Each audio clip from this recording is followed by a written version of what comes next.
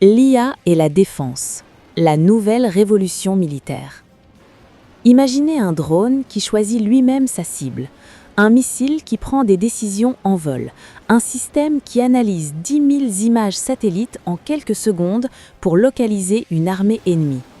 Ce n'est pas de la science-fiction, c'est aujourd'hui, maintenant. L'intelligence artificielle est en train de réécrire toutes les règles de la guerre, et la plupart des gens n'en savent absolument rien. Aujourd'hui, on plonge dans l'un des sujets les plus importants et les plus effrayants de notre époque. Comment l'IA est en train de déclencher la plus grande révolution militaire de l'histoire humaine. Restez jusqu'à la fin, parce que ce que je vais vous dire va changer votre façon de voir le monde. Avant de rentrer dans le vif du sujet, petite mise en contexte rapide. L'histoire militaire, c'est une succession de révolutions. La poudre à canon au XIVe siècle, les chars et les avions au XXe, la bombe atomique en 1945. À chaque fois, les règles du jeu changent complètement. Les empires s'effondrent, de nouvelles puissances émergent. Eh bien aujourd'hui, on est exactement dans ce moment-là, sauf que cette fois, c'est différent. Pourquoi ? Parce que toutes les révolutions précédentes concernaient une arme, une plateforme, un domaine. L'IA, elle, transforme tout en même temps. Le renseignement, la logistique, le commandement, les armes, la propagande, tout. Et la vitesse à laquelle ça se passe est vertigineuse. Exemple concret, en 2020 au Haut-Karabakh, l'Azerbaïdjan utilise des drones turcs, les Bayraktar TB2, contre des colonnes de chars arméniens. Résultat, des véhicules blindés qui avaient coûté des décennies d'investissement détruits en quelques jours. Les images ont fait le tour du monde, les experts militaires ont eu le souffle coupé. Ce conflit est aujourd'hui étudié dans toutes les académies militaires du monde, parce qu'il a prouvé une chose, l'ère des grandes armées blindées classiques est peut-être terminée. Commençons par le renseignement, parce que c'est là que l'IA a déjà changé le jeu de la façon la plus radicale. Pensez-y, chaque jour, des dizaines de satellites prennent des millions de photos de la surface de la Terre. Des avions espions captent des milliers d'heures de communication. Des capteurs surveillent le fond des océans. Le problème, aucun humain ne peut analyser tout ça. Physiquement impossible. L'IA, si. Des systèmes comme Palantir, oui, la même boîte qui a commencé avec la CIA, peuvent ingérer des millions de données, croiser des images satellites, des interceptions téléphoniques, des publications sur les réseaux sociaux et en quelques secondes vous dire « il y a un rassemblement militaire ici, une offensive est probable dans 48 heures ». En Ukraine, c'est exactement ce qui s'est passé. Avant même que les premiers chars russes franchissent la frontière, les Américains avaient prédit l'invasion avec une précision stupéfiante grâce à l'analyse IA d'images satellites commerciales. Ils savaient où, ils savaient quand, presque à l'heure près. Et ça, c'est un avantage stratégique absolument colossal. Mais il y a une autre dimension que peu de gens connaissent, l'OSINT, le renseignement en sources ouvertes. Des journalistes et des analystes civils armés d'algorithmes IA peuvent désormais géolocaliser une photo publiée sur Twitter pour identifier la position exacte d'un bataillon ennemi. Le collectif Bellingcat l'a fait de nombreuses fois. La frontière entre journalisme et espionnage n'a jamais été aussi floue. Maintenant, parlons de quelque chose qu'on ne voit pas, mais qui se passe en ce moment même, pendant que vous regardez cette vidéo, la cyberguerre assistée par IA. Voilà comment ça fonctionne côté offensif. Des algorithmes scannent en permanence des millions de systèmes informatiques à la recherche de failles, automatiquement, 24 heures sur 24, sans fatigue. Et quand ils trouvent une vulnérabilité, ils peuvent l'exploiter, introduire un malware qui va se cacher pendant des mois avant de frapper. En 2020, des hackers russes ont compromis SolarWinds, un logiciel utilisé par des milliers d'entreprises et d'agences gouvernementales américaines, dont le Pentagone, la NASA, le Trésor américain. Ils ont eu accès à ces systèmes pendant des mois sans être détectés. C'était une opération d'une sophistication hallucinante. Et côté défensif, les IA analysent en temps réel des milliards de connexions réseau pour détecter des comportements anormaux. C'est une guerre permanente, invisible, entre des IA offensives et des IA défensives. Une guerre que vous ne verrez jamais aux infos du soir, mais qui se joue chaque seconde. Voilà la question que tout le monde se pose. Est-ce qu'on a déjà des robots qui tuent de manière autonome ? La réponse courte, presque. Il existe 3 niveaux d'autonomie dans les systèmes d'armes. Le premier, l'humain décide de tirer, la machine aide seulement à viser. Le deuxième, la machine peut agir seule, mais un humain peut arrêter le processus. Le troisième, la machine décide tout sans aucune intervention humaine. Officiellement, aucun pays ne déploie le troisième niveau. Officiellement. Mais en 2021, un rapport des Nations Unies a révélé qu'en Libye, un drone turc, le Kargu 2000, aurait traqué et attaqué des combattants de manière entièrement autonome, sans opérateur humain. Ce serait la première fois dans l'histoire qu'une machine a créé des humains par sa propre décision.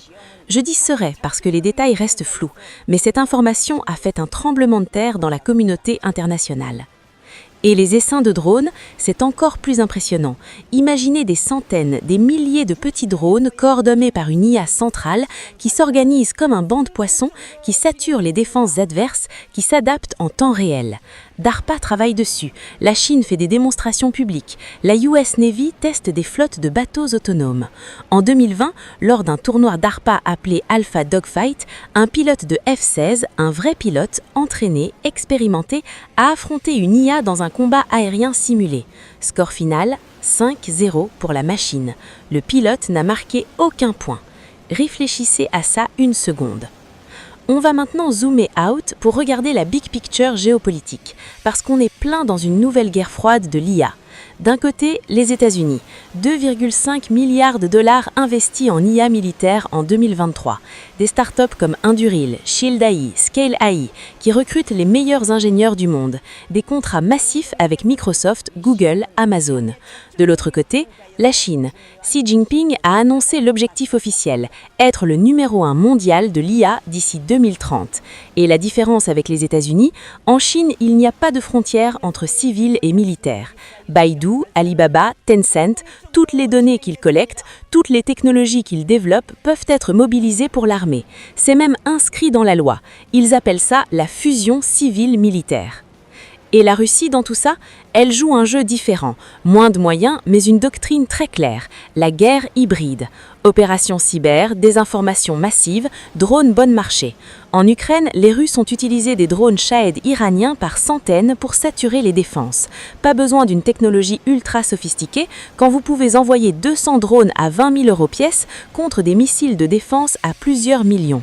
Et puis, il y a Israël, souvent oublié dans ce débat, mais c'est probablement la nation la plus avancée dans l'intégration d'IA militaire opérationnelle. L'Iron Dome, le système de défense antimissile, c'est de l'IA. Il analyse en millisecondes la trajectoire d'une roquette, calcule si elle va toucher une zone habitée et décide d'intercepter ou non. Ce système a sauvé des milliers de vies. Jusqu'ici, j'ai surtout parlé des capacités, de ce que l'IA peut faire, mais maintenant je veux vous parler de ce qui m'inquiète vraiment. Premier problème, qui est responsable quand une IA tue des civils? C'est une question juridique et morale sans réponse claire. Si un drone autonome confond un enfant avec un combattant à cause d'un biais dans son algorithme, qui va en prison? Le programmeur, le général qui a déployé le système, le constructeur? Personne? Cette zone grise juridique est terrifiante. Deuxième problème, les deepfakes et la désinformation. L'IA générative peut aujourd'hui créer des vidéos hyper réalistes de n'importe quel leader mondial disant n'importe quoi. Imaginez une fausse vidéo du président américain annonçant une frappe nucléaire ou d'un général ennemi déclarant une capitulation. Dans les premières heures de confusion, avant que le démenti soit établi, les dommages peuvent être irréparables. La désinformation n'a jamais été une arme aussi puissante. Troisième problème, et c'est le plus effrayant, la compression du temps de décision. Vous connaissez l'histoire de Stanislas Petrov? En 1983, officier soviétique, il reçoit une alerte. Les radars détectent un lancement de missiles américains. Protocole, déclencher la riposte nucléaire. Petrov hésite. Son instinct lui dit que c'est une erreur. Il décide de ne pas escalader. C'était effectivement une fausse alerte. Cet homme a peut-être sauvé la civilisation humaine par son intuition. Aujourd'hui, avec des systèmes IA ultra rapides, ce moment d'hésitation, ce moment de sagesse humaine, il n'existerait plus. La décision se prendrait en millisecondes, automatiquement, sans Stanislas Petrov. Laissez-moi vous donner un aperçu de ce qui arrive dans les 10 années qui viennent. Les missiles hypersoniques, Mach 5, c'est 5 fois la vitesse du son, se généralisent. La Russie à l'avant-garde, la Chine a le DF-17. Ces engins sont si rapides que les systèmes de défense actuels ne peuvent pas les intercepter. Seule une IA peut tenter une interception. On entre dans une ère où des humains ne peuvent physiquement plus suivre le rythme de la guerre. L'espace devient un champ de bataille. Des satellites militaires sont surveillés par d'autres satellites. Des armes anti-satellites sont développées. Si une guerre éclate entre grandes puissances, l'une des premières targets sera le GPS. Imaginez un monde sans GPS pendant un conflit. Tous nos systèmes d'armes guidées deviennent aveugles. Et le plus crucieux, les interfaces cerveau-machine. DARPA finance des programmes pour permettre à des soldats de contrôler des drones par la pensée, directement, sans manette. Ça existe déjà à un stade expérimental. Dans 15-20 ans, ce sera peut-être standard. Je vais vous laisser avec une pensée.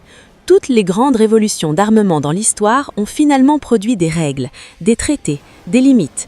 Les armes chimiques sont interdites, les armes biologiques sont interdites, les mines interpersonnelles sont en grande partie interdites. Pas parce que les États sont soudainement devenus gentils, mais parce que la communauté internationale a compris que certaines armes dépassent une limite morale. Aujourd'hui, on est à ce carrefour avec l'IA militaire.